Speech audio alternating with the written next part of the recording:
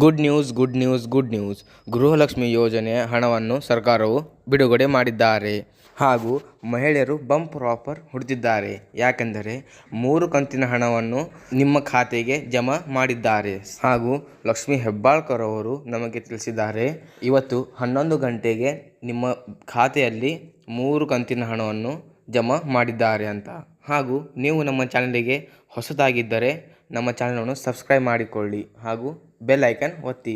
ಹಾಗೂ ಲಕ್ಷ್ಮಿ ಹೆಬ್ಬಾಳ್ಕರ್ ಅವರು ನಮಗೆ ಹೇಳಿದ್ದಾರೆ, ಕೆಲವರು ಮಹಿಳೆಯರ ಖಾತೆಗೆ ಹಣವನ್ನು ಜಮಾ ಮಾಡಿಲ್ಲ, ಅವರ ಖಾತೆಗೆ ನಾಳೆಗೆ ಜಮಾ ಮಾಡುತ್ತಾರೆ ಅಂತ.